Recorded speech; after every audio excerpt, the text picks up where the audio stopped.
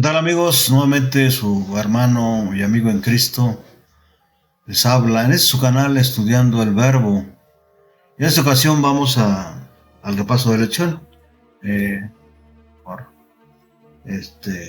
problemas de tiempo y espacio, solamente les voy a dejar este audio, sí, en esta ocasión, y con la ayuda de Dios esperemos que podamos grabar un video en las siguientes lecciones. Vamos a repasar la lección número 13 para el 24 de septiembre del año 2022. La lección que estamos estudiando es En el crisol con Cristo, pero el título de la lección número 13 es Cristo en el crisol. Así que quiero invitarles para que nos puedan acompañar en esta hora. Y todos ustedes les agradecemos por su like que nos están dando, sí, y aparte les agradecemos porque nos están viendo en este canal de YouTube. Vamos a iniciar como siempre una oración. Para ello quiero invitarles para que cierren sus ojos y inclinen su rostro en señal de reverencia a nuestro Padre eterno. Oremos. Bendito sea nuestro Padre que estás en los cielos, te alabamos, te glorificamos, Padre eterno, porque solamente tú lo mereces. Y te agradecemos, oh Señor, en esta hora por este privilegio, este honor que nos das de abrir tu palabra. Te pedimos humildemente, Padre eterno, el perdón de nuestros pecados. Gracias por escucharnos, habilítanos con poder, Padre eterno, en esta hora para que podamos hablar con poder, y que tu Espíritu Santo sea el que nos guíe en esta hora, y que podamos ser claros, que podamos ser concisos, y que sea tu palabra la que hable en esta hora. Gracias, oh Padre amoroso, porque en Cristo Jesús te lo suplicamos humildemente. Amén, amén. Cristo en el crisol. Y como siempre, quiero invitarles para que tomen sus Biblias, la palabra de Dios, el libro de libros, en el Evangelio de Mateo, capítulo 27, versículo 46. Vamos a leerlo juntos, estimados amigos y hermanos. Cerca de la hora novena, Jesús exclamó a gran voz diciendo: Elí, Elí, lama sabactani. Esto es, Dios mío, ¿por qué me has desamparado? ¿Ah? Esto vamos a leer también la versión Reina Valera 60, ¿ah? O más bien la Biblia Reina Valera contemporánea. Miren lo que dice: cerca, sí, en lugar de decir de la hora novena, la traducción dice: cerca de las 3 de la tarde, Jesús clamó a gran voz, decía: Elí, Elí, lema sabactani, es decir, Dios mío, ¿por qué me has abandonado? ¿Ah? Nacemos en un mundo de pecado, inmersos en un conflicto entre el bien y el mal. Nada podemos hacer al respecto. Nacemos dentro de un crisol. A diferencia de nosotros, Jesús eligió voluntariamente entrar en el crisol de este mundo. No solo lo hizo para darnos ejemplo, Hebreos 4:15. Gracias a él, o gracias a que él soportó un crisol más intenso y mucho más especial que el nuestro, podemos tener nosotros esperanza en nuestros crisoles. Y en esta hora vamos a ver 5 puntos de esta lección, varios aspectos que nos van a ayudar a entender la diferencia entre el crisol que nosotros experimentamos y el crisol de nuestro amante Salvador Cristo Jesús.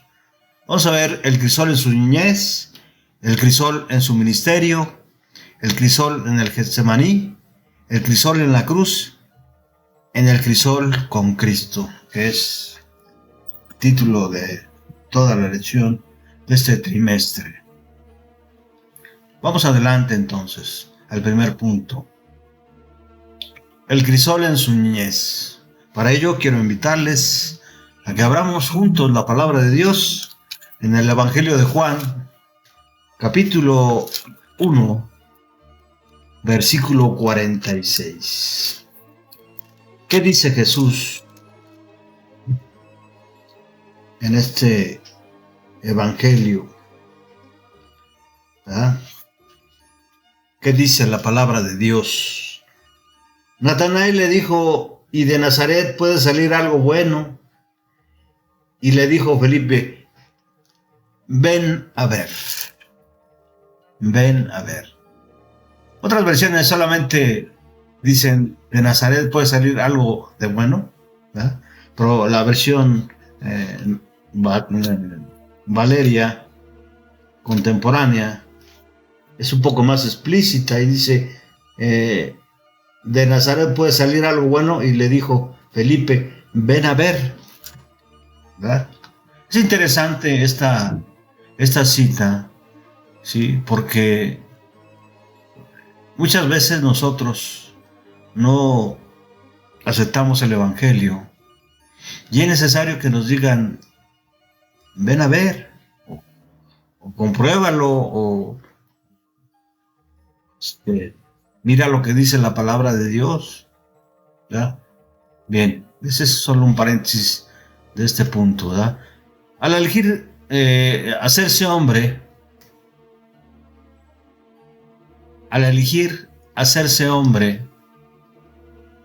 Jesús tuvo la opción de escoger el entorno en el que él nacería. Es interesante esta parte, ¿verdad? Porque Dios tiene propósitos muy especiales, ¿verdad? No solamente cuando se hace el plan de salvación, sino también incluye seres humanos como nosotros, caídos, ¿verdad? Y por su gracia somos tomados en cuenta, ¿verdad? Ahora, en ese punto, al nacer Jesús,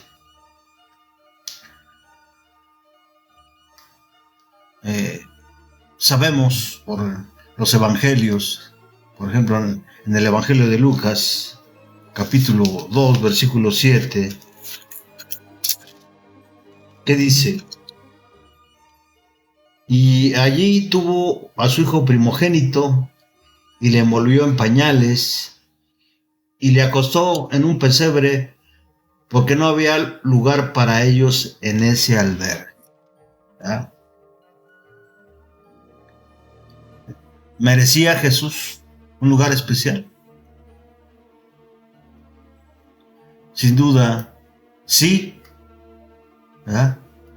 Pero no fue así, no hubo un lugar especial para Jesús al nacer, ¿verdad?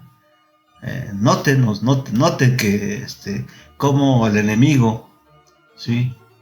Al enterarse de que Jesús habría de nacer, lo colocó, o es colocado a Jesús en un crisol que quizás muchos de nosotros nos harían dudar si realmente aquel que nacería en esa ocasión sería el Mesías. Sin embargo, así Dios se propuso que fueran las cosas, ¿verdad? Y no nació en un lugar especial porque sus padres eran pobres, ¿verdad? Si nosotros leemos Lucas 22, Lucas 2, versículo 22, la Biblia nos puede dar más detalles de esto, cuando Jesús fue presentado, ¿sí?, en el templo. Miren lo que dice la palabra de Dios. Y cuando se cumplieron los días para que, según la ley de Moisés, ellos fueran purificados, llevaron al niño a Jerusalén para presentarlo ante el Señor, ¿verdad? Esa era la costumbre, de acuerdo a Levítico capítulo 12, versículos del 6 al 8, ¿verdad? Y ahora, otro aspecto del crisol en su niñez de nuestro amado Salvador fue cuando, aún siendo bebé, quisieron matarle, ¿verdad? Sin duda, el enemigo de Dios quería, a como diera lugar, ¿sí?, que Jesús no naciera, ¿verdad? En primer lugar, que Jesús no siguiera adelante con su plan de salvación, ¿verdad? Entonces intentaron matarle. De acuerdo a lo que dice Mateo, capítulo 2, versículo 13. Miren lo que dice la palabra de Dios. Después de que los sabios partieron, un ángel del Señor se apareció en sueños a José y le dijo: levántate, toma al niño y a su madre y huye a Egipto, quédate allá hasta que yo te diga, porque Herodes buscará al niño para matar. Herodes el Grande, ¿verdad? Quería matar al niño porque se enteró de que él sería el rey de reyes y el señor de señores, ¿verdad? No quería que le quitaran su puesto. Número 4. Jesús creció en una aldea de mala fama, ¿no? De acuerdo a lo que dice Juan 1:46, de mala fama. Vamos rápidamente ahí al capítulo 1, versículo 46.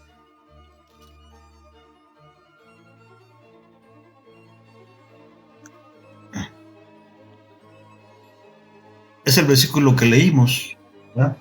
Natanael le dijo: ¿y de Nazaret puede salir algo bueno? ¿Verdad? Creció en una aldea de mala fama, Nazaret, ¿verdad? Por solo el hecho de querer vivir según la voluntad de Dios, muchas veces somos objeto de burlas y desprecio, ¿verdad? Imagina lo que tuvo que padecer Jesús durante su niñez y juventud, cuando actuó perfectamente de acuerdo con la voluntad de Dios, la única persona sin pecado entre personas habituadas al pecado, ¿verdad?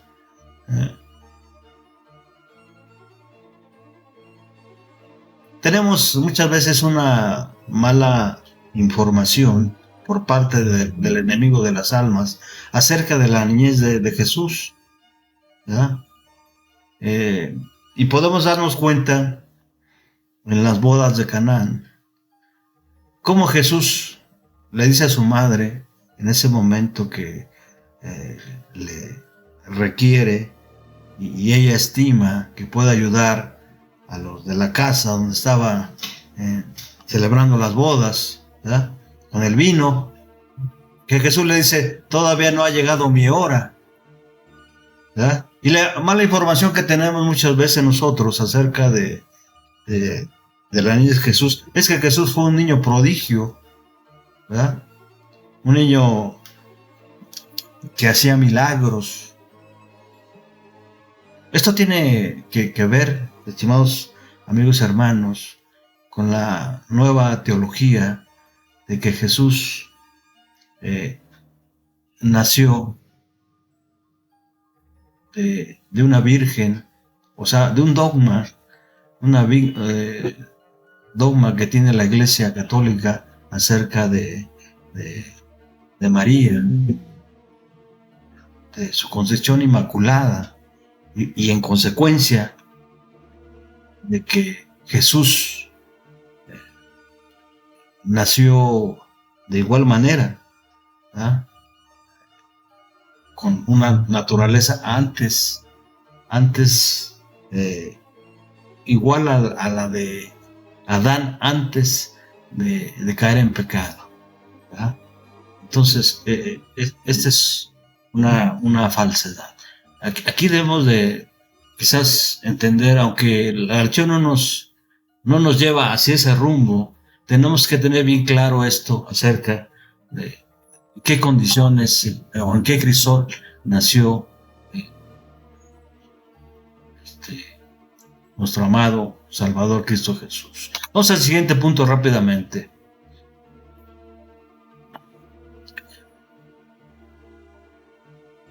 El crisol en su ministerio.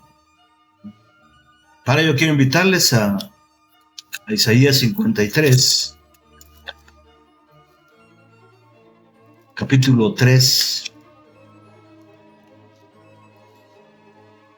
Isaías 53, versículo 3. ¿Qué dice la palabra de Dios? Será despreciado y desechado por la humanidad entera, y será el hombre más sufrido y el más experimentado en sufrimiento, y nosotros no le daremos la cara, será menospreciado, no lo apreciaremos. Y la nueva versión internacional, miren lo que dice: despreciado y rechazado por los hombres, varón de dolores, hecho para él sufrimiento, todos evitan mirarlo, fue despreciado y no le estimamos, ¿verdad? Jesús durante su ministerio anduvo haciendo bienes, o anduvo haciendo el bien, más bien, y sanando a todos los oprimidos. ¿Por quién?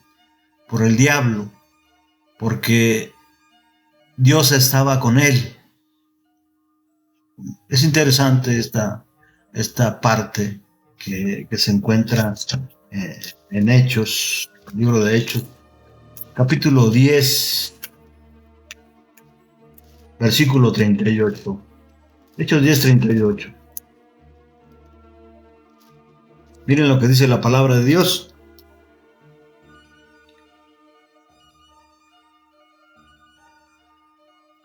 Ese mensaje dice que Dios ungió a Jesús de Nazaret con el Espíritu Santo y con poder, y que él anduvo haciendo el bien, sanando a todos los que estaban oprimidos por el diablo, porque Dios estaba con él. Dios estaba con él. El apóstol Pedro nos dice aquí, como testigo, de que Jesús, de que Dios, de que nuestro Salvador, Dios estaba con él, ¿verdad? Dios estaba con él. Sin embargo,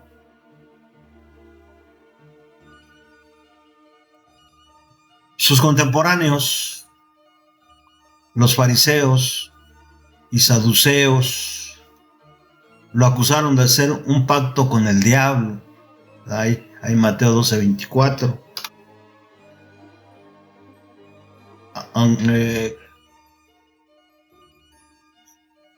Sus vecinos y familiares le despreciaron, ¿verdad? Sus vecinos y familiares le despreciaron, sus hermanos.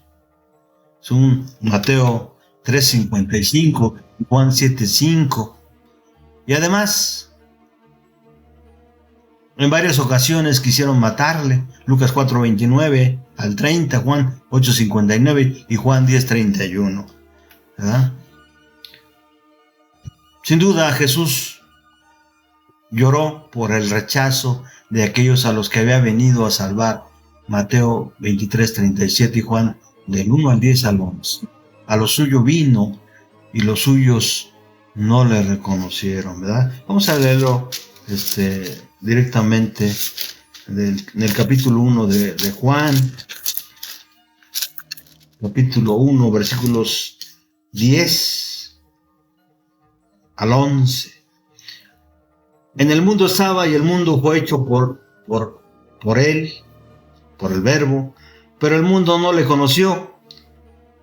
el Verbo vino a lo suyo, pero los suyos no le recibieron, pero todos, versículo 12, pero a todos los que le recibieron, a los que creen en su nombre, les dio la potestad de ser hijos, hechos hijos de Dios.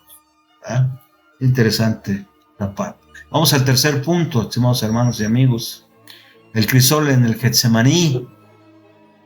Para ello, quiero invitarles al Evangelio de Marcos, capítulo 14, versículos 34. Marcos 14, 34. ¿Qué dice la palabra de Dios? ¿Cómo está escrito? Les dijo: siento en el alma una tristeza de muerte. Quédense aquí y manténgase despiertos. ¿Ah? Otra versión dice así: y les dijo: mi alma está triste hasta la muerte. ¿Verdad? Es interesante hacer un comparativo de las versiones, porque, por ejemplo, en esa versión que tengo yo, la nueva versión Reina Valera contemporánea, viene más completa. Dice: siento en el alma una tristeza de muerte. ¿Verdad? Quédense aquí y manténganse despiertos. ¿Ah? Manténganse despiertos. Esa es la orden que Jesús daba a sus discípulos. A los 12 años, mientras miraba los sacrificios que se ofrecían en el templo, Jesús comprendió su misión. Él era el Cordero de Dios que quita el pecado del mundo, de acuerdo a lo que pronunció Juan el Bautista, ¿verdad? Juan 1:29. Ahora en el Getsemaní, Jesús se enfrentaba a su destino, o al final de su destino, según esto, ¿verdad? Como hombre, se enfrentaba al final de su destino. ¿Por qué digo como hombre? ¿Verdad? Porque Jesús, a pesar de que se hizo hombre, ¿verdad?, nunca dejó de ser Dios. Nunca dejó de ser Dios. Continuemos. No era solo morir, era sufrir la muerte eterna para poder pagar nuestro pecado. ¿Verdad? Era arriesgarse a fallar, a perderlo todo, a separarse eternamente del Padre. ¿Verdad?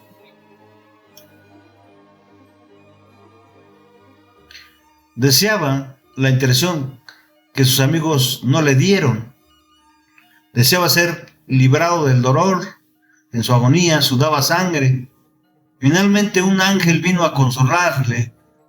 La decisión estaba tomada. Bebería la copa del dolor por amor a nosotros.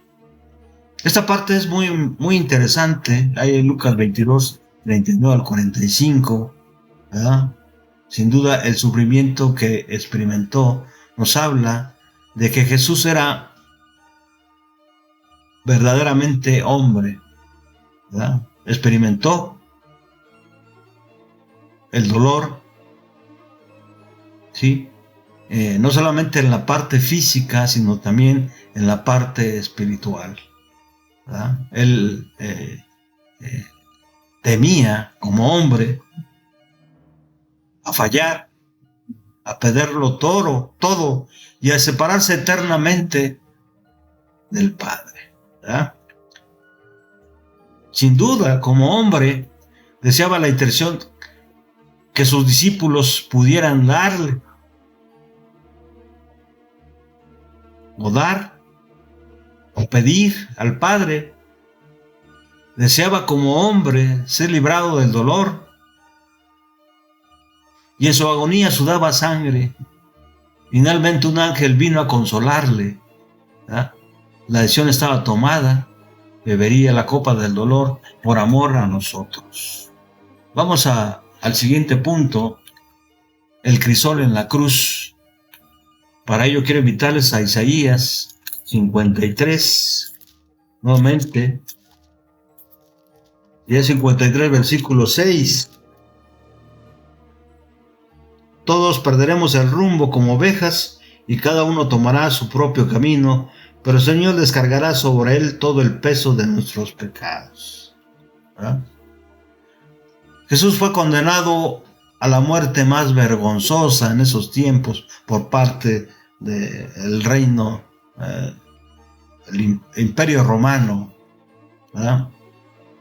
La crucifixión. Sin embargo, los sucesos que rodearon a la cruz nos muestran que allí ocurrió algo más que la muerte de un inocente debido a un error judicial. ¿Qué pasó?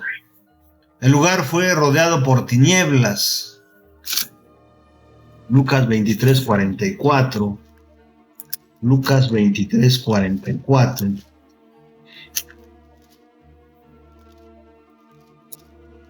¿Qué dice la palabra de Dios? Desde el mediodía y hasta a las 3 de la tarde hubo tinieblas sobre la tierra. ¿Sí? Otro suceso interesante es que el velo del lugar santísimo se rasgó. Marcos 15:38. 15:38. En ese momento el velo del templo se rasgó en dos, de arriba hacia abajo. Además, hubo un terremoto. Mateo 27:51. Mateo 27:51. En ese momento el velo del templo se rasgó en dos, de arriba hacia abajo. La tierra tembló, las rocas se partieron. ¿Ya? Noten que hay una diferencia entre lo que dice Marcos 15:38, habla solamente de que el velo se rasgó de arriba hacia abajo, y en Mateo 27:51, además de que el velo se rajó o se rasgó, nos dice que hubo también un terremoto, ¿no? Asimismo, los sepulcros se abrieron, de acuerdo a lo que dice ahí el versículo 52 de Mateo 27, los sepulcros se abrieron y muchos cuerpos de los santos que ya habían muerto volvieron a vivir. Es interesante esta parte, ¿verdad? Aparte de abrirse los sepulcros, ¿verdad? Muchos de los que habían muerto volvieron a vivir, es decir, resucitaron y vieron la gloria de Dios, ¿verdad? La ira de Dios hacia el pecado fue desviada de nosotros a Cristo. Él cargó sobre sí nuestros pecados. Jesús sufrió la segunda muerte en nuestro lugar para que podamos vivir. Y aquí, en esta parte,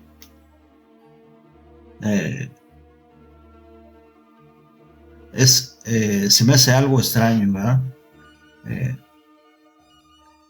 Vamos a Apocalipsis 26. Apocalipsis 26. ¿Qué dice la palabra de Dios? Apocalipsis 26. Bienaventurados y santos son los que tienen parte en la primera resurrección, pues la segunda muerte no tiene poder sobre ellos. Al contrario, serán sacerdotes de Dios y de Cristo y reinarán con él durante 1000 años.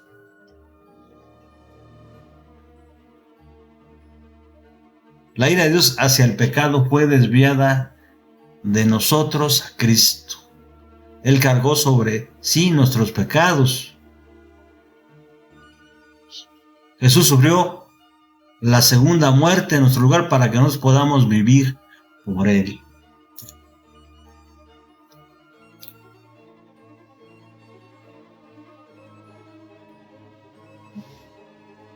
La palabra dice: bienaventurados y santos son los que tienen parte en la primera resurrección.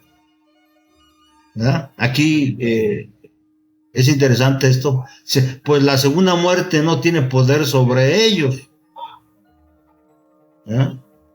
Todos tenemos que, todos los que no aceptemos la justicia, la misericordia y gracia de Dios, vamos a sufrir una segunda muerte, ¿verdad? ¿Quiénes son los que se libran de esa segunda muerte? Todos aquellos que aceptemos a Cristo como Salvador personal. Los que por obediencia, por amor a Cristo, podamos ser contados como pueblo de Dios, ¿sí? De acuerdo a lo que dice Apocalipsis 26, porque la muerte no tendrá sobre nosotros poder, ¿verdad? Vamos al siguiente punto, estimados hermanos, en el crisol con Cristo. Es el último punto de esta lección. Para ello quiero invitarles a Primera de Pedro, capítulo 4, versículo 13. ¿Qué dice la palabra de Dios? ¿Cómo está escrito? Al contrario, alégrense de ser partícipes de los sufrimientos de Cristo, para que también se alegren grandemente cuando la gloria de Cristo se revele. Otra versión, la nueva versión internacional, dice: alegraos de tener parte en los sufrimientos de Cristo, para que también sea inmensa vuestra alegría cuando se revele la gloria de Cristo. ¿En qué momento se va a revelar la gloria de Cristo? Primera de Tesalonicenses, capítulo 4, versículo 15 en adelante, ¿sí? Vamos a ver la gloria de Cristo. Miren lo que dice: así como creemos que Jesús murió y resucitó, así también Dios levantará con Jesús a los que murieron en él. Les decimos esto como una enseñanza del Señor. Nosotros, los que vivimos, los que habremos quedado hasta que Él venga, no nos adelantaremos a los que murieron, sino que el Señor mismo descenderá del cielo con voz de mando, con voz de arcángel, y con trompeta de Dios, y los muertos en Cristo resucitarán primero. Luego nosotros, los que aún vivamos y hayamos quedado, seremos arrebatados juntamente con ellos a las nubes de los cielos, para recibir en el aire al Señor, y así estaremos con Él para siempre. ¿Ya? Es cuando vamos a ver la gloria de Cristo. ¿Cómo nos ayuda a enfrentar nuestros crisoles? Entender cómo y por qué enfrentó Jesús sus crisoles. En primer lugar, sabemos que Él nos entiende, pues fue tentado en todo según nuestra semejanza, ¿verdad? Pero sin pecado. Según nuestra semejanza. Según nuestra semejanza. Es decir, Cristo fue tentado al igual que somos tentados nosotros. Por eso Él nos entiende, ¿verdad? Porque Él se hizo hombre, nos entiende, ¿verdad? Además, su sufrimiento fue mayor que el nuestro debido a su pureza moral, ¿verdad? Debido a su pureza moral. Además, su sufrimiento fue mayor que el nuestro. Aquí, en esta parte de la lección, quizás no estoy muy de acuerdo en esta parte, porque el autor de la lección que estoy considerando para dar este repaso, ¿sí? Me hace pensar que cuando habla debido a su pureza moral, ¿sí? Que está introduciendo de alguna manera la nueva teología acerca de que Jesús se hizo hombre, pero su naturaleza es humana, como la dan antes de de caer en pecado. Así que debemos de tener un poco de cuidado en descubrir estas partes para que no estemos compartiendo algo que no es, ¿verdad? Sin duda, Jesús fue totalmente hombre, y como hombre, ¿sí? Fue, al igual que nosotros, fue tentado en todo, ¿verdad? Pero sin pecado, eso sí, Hebreos 4:15. En segundo lugar, nos da una esperanza, la esperanza de la vida eterna, Tito 1:12. Nuestro crisol temporal empequeñece cuando lo miramos a través de la perspectiva de la eternidad.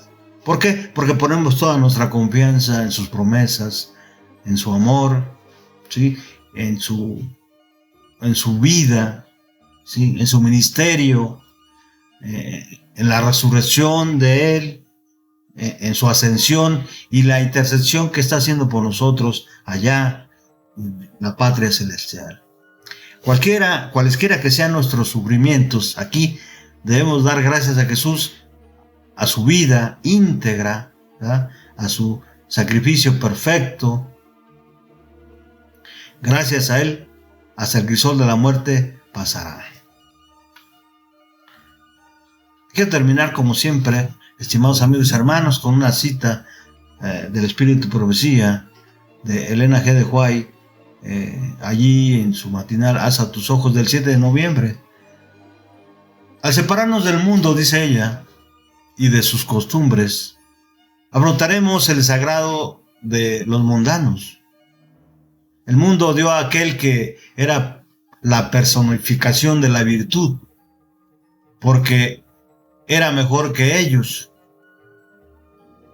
Si la majestad del cielo vino a esta tierra y soportó una vida de humillación y muerte vergonzosa, ¿por qué retrocederemos al ver que la obediencia involucra una cruz? Si Él fue perseguido, ¿podemos esperar nosotros un tratamiento mejor? ¿Podemos esperar un tratamiento mejor?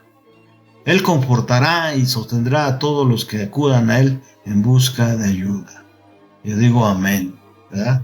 Sin duda, Jesús siempre estará al pendiente de todo lo que nosotros podamos necesitar. Para ello necesitamos orar, pedir para que se nos dé y pedirlo todo en su nombre. Para ello necesitamos nosotros conocerle plenamente, ¿verdad? Plenamente, porque esa es la vida eterna. Dice Él, que te conozcan a ti, el único Dios verdadero, y a Jesucristo, a quien tú has enviado. Hemos llegado al final de esta lección, pero también hemos llegado al final de esta lección en el crisol con Cristo. Esperemos, con la ayuda de Dios, que muchos de ustedes y su servidor hayamos sido bendecidos con esta lección. Gracias por su presencia, gracias por su paciencia y gracias porque comparten con sus seres queridos, con sus amigos, ¿sí? Estas bendiciones que Dios nos da a través de su palabra. Les invito para que podamos seguir estudiando la Biblia en este siguiente trimestre. Hasta pronto. Que Dios los bendiga.